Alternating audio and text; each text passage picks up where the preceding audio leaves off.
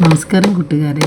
താലൂക്ക് തല വനിതാ വായനാ മത്സരത്തിലേക്ക് തിരഞ്ഞെടുക്കപ്പെട്ട ഒറ്റ നിറമുള്ള മഴവില്ല് ശ്രീ വി കെ മസാർ എഴുതിയ പുസ്തകത്തിലെ കടലിലൊരുകെ ഈ കാട്ടുനീതിയെ എന്ന് പറയുന്ന ലേഖനമാണെന്ന് വായിക്കുന്നത്.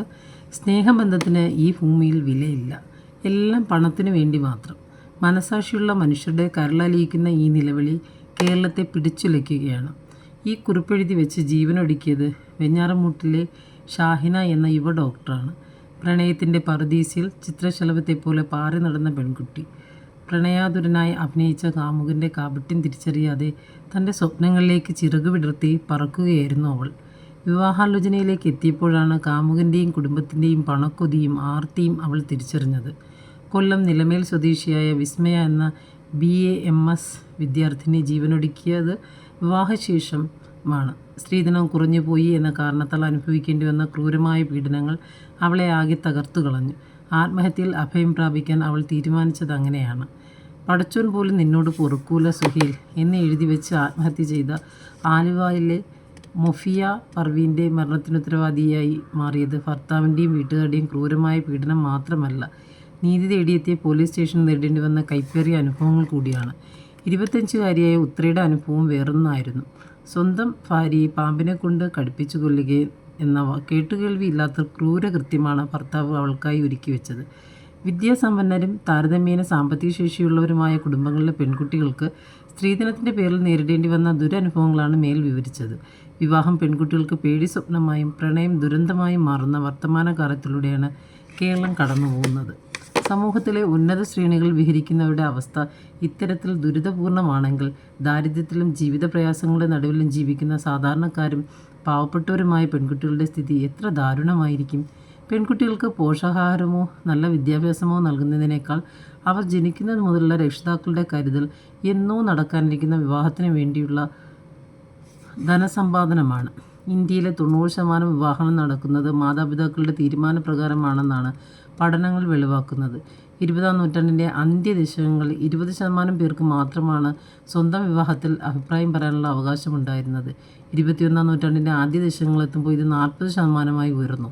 വിർജീനിയ സർവകലാശാലയിലെ ഗൗരവ് ഇപ്ലക്കറും സതേൺ കാലിഫോർണിയ സർവകലാശാലയിലെ ജെഫറി വീവറും ചേർന്ന് നടത്തിയ പഠനത്തിൽ പറയുന്നത് ഇന്ത്യയിലെ 95% വിവാഹങ്ങളും സ്വജാതി വിവാഹങ്ങളാണെന്നാണ്. കുടുംബത്തിൻ്റെയും സമൂഹത്തിൻ്റെയും മാമൂലുകൾക്കകത്ത് തളച്ചിടുന്ന വിവാഹബന്ധങ്ങളാണ് മഹാഭൂരിപക്ഷം എന്നർത്ഥം. സ്ത്രീധന കല്യാണങ്ങൾ 1950കളിൽ 60% 21-ാം നൂറ്റാണ്ടിലേക്ക് പ്രവേശിക്കുമ്പോൾ ഏകദേശം 80%-ന് മുകളിലാണെന്ന് കാണാം. സ്ത്രീധന കൈമാറ്റത്തിൽ വന്ന മാറ്റത്തെക്കുറിച്ച് 1993 പ്രസിദ്ധീകരിക്കപ്പെട്ട വിജയേന്ദ്ര റാവു പഠന റിപ്പോർട്ട് ഒരു പ്രധാന നിരീക്ഷണം മുന്നോട്ട് വയ്ക്കുന്നുണ്ട്. വധുവിനെ വിവാഹം ചെയ്ത് കിട്ടുന്നതിനായി വരൻ അങ്ങോട്ട് നൽകുന്ന പാരിതോഷികം. സാധാരണ അത് മുസ്ലിം സമുദായത്തിൽ മഹർ എന്ന സമ്പ്രദായം. വധു വരന് കൊടുക്കുന്ന പണവും ആഭരണങ്ങളും വസ്തുവും വീടും വാഹനങ്ങളും ഒക്കെയായി രൂപാന്തരം പ്രാപിക്കുകയും പടർന്നു പന്തലിക്കുകയുമാണ്. സമ്പന്നരുടെയും ഉന്നത കുലജാതരുടെയും വിവാഹ ചടങ്ങുകളിലെ സമ്പ്രദായങ്ങളെ പിന്തുടരാൻ താഴ്ന്ന ജാതികളെന്ന് വിളിക്കപ്പെടുന്ന വിഭാഗങ്ങൾ നിർധനരും നിർബന്ധിതരായി. പഴയ മലബാറിൽ നിലനിന്ന ആചാരം ഈ കല്യാണപ്പാട്ടിൽ നിന്ന് വായിച്ചെടുക്കാം. കാണിക്കയും കൊണ്ട് ഞങ്ങളു വരുന്നേരം കുടുംബസഭയെല്ലാം അതുപോയി നിന്നോളി, മാണിക്യത്തുമ്മേലെ ലങ്കും നബിയെന്നോർ മുന്തി വരുന്നേരം പയക്കം ചുരുക്കുവിൻ, പുടവയും കൊണ്ട് ഞങ്ങളിതാ വരുന്നേ. എന്നാൽ ഇന്ന് കാര്യങ്ങളെല്ലാം കീഴ്മേൽ മറഞ്ഞിരിക്കുന്നു. മുതലാളിത്തത്തിൻ്റെ പരക്കം പാച്ചിലിൽ വിവാഹം ഒരു കച്ചവടമായി മാറുകയും സ്ത്രീ വിൽപ്പനച്ചരക്കായി മാറുകയും കുടുംബങ്ങൾ കടക്കണിയിൽപ്പെട്ട് തകരുകയും ചെയ്യുന്ന സാമൂഹിക പരിണാമമാണ് സംഭവിച്ചത്. വിദ്യാഭ്യാസവും ജോലിയും വരുമാനമുള്ള യുവതികൾക്ക് പോലും വിവാഹ കമ്പോളത്തിൽ വൻ വിലയാണ് ചുമത്തപ്പെടുന്നത്. സ്റ്റാറ്റസ് ഉയരുന്നതിനനുസരിച്ച് കമ്പോളങ്ങൾ റേറ്റും ഉയരുന്നു. സ്റ്റേറ്റിൻ്റെ ചിലവിൽ പഠിച്ച് ഡോക്ടറും എഞ്ചിനീയറും ഉയർന്ന ഉദ്യോഗങ്ങൾ നേടിക്കഴിഞ്ഞാൽ സമൂഹത്തിന് ആശ്രയമായി തിരിയേണ്ടവർ ആ പദവി ഉപയോഗിച്ച് വിവാഹ കമ്പോളത്തിൽ ലേലം വിളിച്ച് കച്ചവടം ഉറപ്പിക്കുന്നു. സമ്പത്തിൻ്റെയും ജാതിയുടെയും പേരിലും സാമൂഹിക കാരണങ്ങളാലും ചരിത്രാതീത കാലം മുതൽ സ്ത്രീകൾ തിരസ്കാരങ്ങൾ അനുഭവിക്കുന്നുണ്ട്. ആദികാവ്യമായ രാമായണത്തിലെ സീത തന്നെയാണ് ഒന്നാമത്തെ ഉദാഹരണം. വിവാഹമെന്ന മനോജ്ഞ സങ്കല്പ ഗോപുരം തകർന്നു വീഴുന്നതിൻ്റെ മനോവിചാരങ്ങൾ ചിന്താവിഷ്ടയായ സീതയിൽ കുമാരനാശാൻ പങ്കുവയ്ക്കുന്നുണ്ട്. അതിപാവനമാം വിവാഹമേ ശ്രുതി മന്ദാര മനോജ്ഞ പുഷ്പമായി ക്ഷിതിയിൽ സുഖമേകി നിന്ന നിൻ ഗതി കാൺകെ എത്ര അധപ്പതിച്ചു നീ. സ്ത്രീ പുരുഷ ബന്ധമെന്നത് ആണും പെണ്ണും തമ്മിലുള്ള കേവലമായ ബന്ധമല്ല, മനുഷ്യാവസ്ഥയുടെ സാക്ഷാത്കാരത്തിൻ്റെ ഏറ്റവും ഉയർന്ന തലമാണ് എന്നാണ് മാർക്സ് അഭിപ്രായപ്പെടുന്നു. മനുഷ്യവംശത്തിൻ്റെ പുരോഗതി സ്ത്രീ പുരുഷ ബന്ധത്തെ മുൻനിർത്തിയാണ് വിലയിരുത്തപ്പെടുന്നത്. ഗോത്ര സമൂഹങ്ങളിൽ സ്ത്രീകൾക്ക് കൽപ്പിക്കപ്പെട്ടിരുന്ന സവിശേഷ മണ്ഡലം വർഗവിഭജിത സമൂഹങ്ങളിലേക്ക് എത്തുമ്പോൾ ലോപിച്ചില്ലാതാവുകയാണ് ചെയ്തത്. പരിഷ്കൃത സമൂഹത്തിൽ കുടുംബം എന്ന സ്ഥാപനത്തിൻ്റെ പ്രാധാന്യം ഏംഗൽസ് വരച്ചു കാട്ടുന്നുണ്ട്. ഉൽപ്പാദന വ്യവസ്ഥയുടെ പുനരുൽപ്പാദനത്തിൽ പ്രത്യുൽപ്പാദനം അനിവാര്യമായ ഘടകമാണ്. അധ്വാന ശക്തിയുടെ പുനരുൽപ്പാദനം സ്ത്രീകളിലൂടെ സംഭവിക്കുന്ന പ്രത്യുൽപ്പാദനമാണെന്ന മാർക്സിയൻ വിലയിരുത്തൽ ഇത്തരത്തിലാണ് മുന്നോട്ട് പോകുന്നത്. സമൂഹത്തിലെ ആദ്യത്തെ വർഗപരമായ മർദ്ദനത്തിൻ്റെ രൂപം പ്രത്യക്ഷപ്പെടുന്നത് പുരുഷൻ കുടുംബത്തിലെ സ്ത്രീയെ അടിച്ചമർത്തുന്നതിലാണെന്ന് ഏംഗൽസും ചൂണ്ടിക്കാണിക്കുന്നു. പുരുഷാധിപത്യ സമൂഹത്തിൻ്റെ അടിത്തറ രൂപം കൊള്ളുന്നത് കുടുംബത്തിനകത്തു നിന്ന് തന്നെ എന്നാണ് സാരം. മനുഷ്യജീവി എന്ന നിലയിലുള്ള സ്ത്രീയുടെ ജനാധിപത്യ അവകാശങ്ങൾ പോലും ഒരു കാലഘട്ടത്തിൽ മരീചികയായിരുന്നു. വോട്ടവകാശം, വിദ്യാഭ്യാസ അവകാശം, ഇഷ്ടമുള്ള വേഷം ധരിക്കൽ, സ്വതന്ത്രമായി സഞ്ചരിക്കാനുള്ള അവകാശം തുടങ്ങി എത്രയോ കാര്യങ്ങൾ സ്ത്രീയുടെ മേൽ വിലക്കുകളും നിയന്ത്രണങ്ങളും തുടരുന്നു. സ്ത്രീയെ നിയന്ത്രിച്ച് നേർവഴിക്ക് നടത്താനുള്ള പരികൽപ്പനകൾ എല്ലാ മതങ്ങളിലും പുരോഹിത വർഗം ഒരുക്കി വെച്ചിട്ടുണ്ട്. പുരുഷൻ ഏതു വഴി നടന്നാലും കുഴപ്പമില്ല. എല്ലാ മതങ്ങളിലെയും പുരോഹിത വർഗം പൊതുവെ ഒരു പുരുഷാധിപത്യ സമൂഹമാണ്. കുടുംബ രൂപീകരണത്തിൽ സ്ത്രീയുടെ പങ്ക്, ജീവിത പങ്കാളിയെ തിരഞ്ഞെടുക്കാനുള്ള അവകാശം, ഇവയിലെല്ലാം പ്രാകൃത സമൂഹത്തേക്കാൾ എത്രയോ പിന്നിലാണ് ആധുനിക സമൂഹം എന്ന് കാണാം. വിശ്വാസങ്ങളും ആചാരങ്ങളും ഈ ദുരവസ്ഥയ്ക്ക് അകമ്പടി സേവിക്കുകയും ചെയ്യുന്നു. ഫെമിനിസം ഒരു ആശയമായി വികസിച്ചിട്ടും ഈ അടിസ്ഥാന പ്രശ്നങ്ങളെ വേണ്ടവിധം വ്യക്തതയോടെ അഭിസംബോധന ചെയ്യാൻ കഴിഞ്ഞിട്ടില്ല. മൂലധന സമാഹരണം സമൂഹത്തിൻ്റെ എല്ലാ അണു അംശങ്ങളിലും പിടിമുറുക്കുമ്പോൾ കുടുംബവും വിവാഹവുമെല്ലാം അതിൻ്റെ 3 പാതികളായി പരിണമിക്കുന്നു. സ്ത്രീധനം എന്ന പ്രതിഭാസവും ഈ സാമൂഹിക ഘടനയുടെ ഉൽപ്പന്നമായി രൂപാന്തരം പ്രാപിച്ചതാണ്. കേരളത്തിലെ സ്ത്രീധന സമ്പ്രദായം വിവിധ തരത്തിലുള്ള രൂപപരിണാമങ്ങൾക്ക് വിധേയമായി കൊണ്ടിരിക്കുന്നുണ്ട്. പാര്യാപണം 19-ാം നൂറ്റാണ്ടിൻ്റെ ആചാരമായിരുന്നു. വധുവിനെ കിട്ടാൻ വരൻ നൽകുന്ന പണമായിരുന്നു അത്. വധുവിൻ്റെ വീട്ടുകാർക്ക് വരൻ്റെ ബന്ധുക്കൾ നാട്ടുകാരോട് വിളിച്ചു ചോദിച്ച് നൽകുന്നതാണ് കാണപ്പണം. ദളിത് വിഭാഗങ്ങൾ വരൻ്റെ യജമാനനും ഈ ദക്ഷിണ നൽകപ്പെടുന്നു. വധുവിന് വരൻ്റെ യജമാനൻ്റെ സമ്മാനങ്ങളുമുണ്ട്. തൻ്റെ അടിയനായിരിക്കുന്ന പണിക്കാരനായ വരനോടൊപ്പം ആജീവനാന്തകാലം തനിക്ക് വേണ്ടി പണിയെടുക്കാനുള്ള അടിയാത്തി ആചാരമാണിത്. വധുവിന് പണം അങ്ങോട്ട് നൽകി വാങ്ങുന്ന സമ്പ്രദായമാണ് കീഴാള ജാതി സമൂഹങ്ങളിൽ പൊതുവേ നിലനിന്നത്. ആധുനിക കാലത്ത് ഈ സമ്പ്രദായത്തിന് മാറ്റം വന്നിട്ടുണ്ട്. ഭീമമായ തുകയും വസ്തുവകകളും കാറുമെല്ലാം വിലപേശി വാങ്ങിയിട്ട് വരൻ നാമമാത്രമായ സ്വർണമോ പണമോ മഹർ നൽകി വധുവിനെ സ്വന്തമാക്കുന്ന രീതിയാണല്ലോ ഇന്ന് മുസ്ലിം സമൂഹത്തിൽ പലയിടത്തും കാണാനാവുന്നത്. പ്രണയം പോലും അതിനുള്ള ഉപാധിയായി മാറുന്നു എന്നതാണ് വർത്തമാനകാല കേരളത്തിലെ ദുരവസ്ഥ. ജൂത സമുദായത്തിലും ഇന്ന് കാണുന്ന തരത്തിലുള്ള സ്ത്രീധന സമ്പ്രദായമാണ് നിലനിന്നിരുന്നത്. ഇവിടെ വരന് ലഭിക്കുന്ന സ്ത്രീധനത്തിൻ്റെ ഒരു വിഹിതം പള്ളിക്കുള്ളതാണ്. സുറിയാനി ക്രിസ്ത്യാനികളിലാണ് പണത്തിനൊപ്പം സ്വർണ്ണാഭരണങ്ങൾക്ക് പ്രാധാന്യം കൽപ്പിക്കപ്പെട്ട സമ്പ്രദായം നിലനിൽക്കുന്നത്.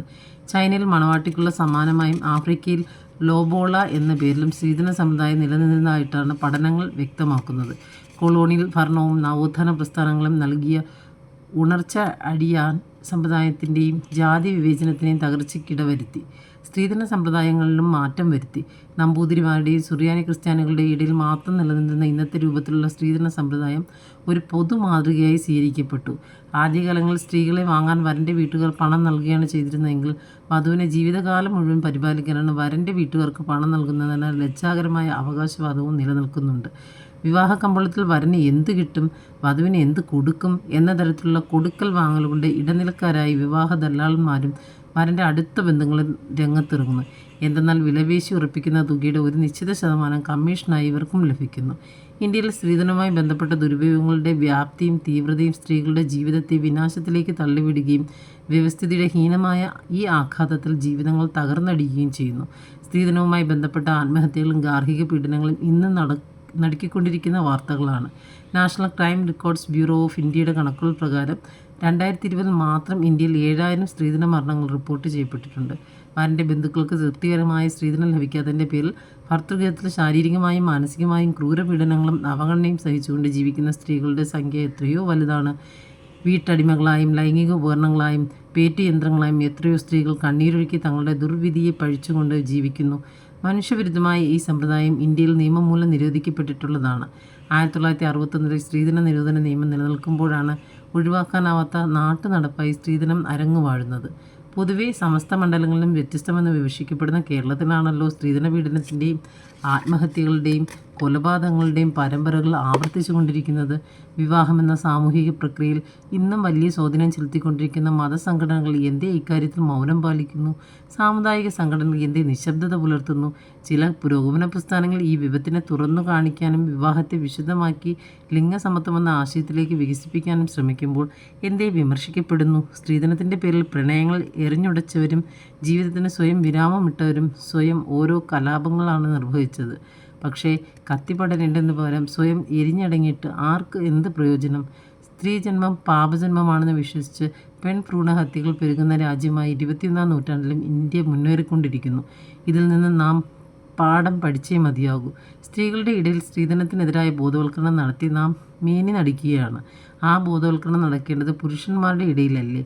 പുരുഷാധിപത്യ സമൂഹം അടിച്ചേൽപ്പിക്കുന്ന ചൂഷണത്തിന് ഇരയാവുന്ന സ്ത്രീകളുടെ ഇടയിലല്ലല്ലോ. അനുദിനം പെരുകി വരുന്ന സ്ത്രീധന പീഡനങ്ങളും മരണങ്ങളും കേരളത്തിൻ്റെ സാമൂഹിക ജീവിതത്തിൻ്റെ മേന്മ കെടുത്തുകയാണ്. ജീവിതത്തെക്കുറിച്ച് മനോഹരമായ സ്വപ്നങ്ങൾ നെയ്തെടുക്കുന്ന പെൺകുട്ടികളുടെ നിലവിളികളാണെന്ന് കേരളം കേട്ടുകൊണ്ടിരിക്കുന്നത്. മറ്റുള്ളവർക്കായി അരഞ്ഞരഞ്ഞേ തീരും അരിയ നാരീ ജന്മ ദുരിത സുഹൃതങ്ങൾ വിളയും കനികളി അബ്ദങ്ങൾ. ONVയുടെ വരികൾ വർത്തമാനകാലത്തിനുള്ള സന്ദേശം മാത്രമല്ല, കാലത്തിൻ്റെ പ്രഖ്യാപനം കൂടിയായി മാറുന്നു. സുഹൃത നാരീജന്മങ്ങൾക്കായി കരുതലോടെ കാവലിരിക്കാം, കടലിലെറിയാം ഈ കാട്ടുനീതിയെ. നന്ദി.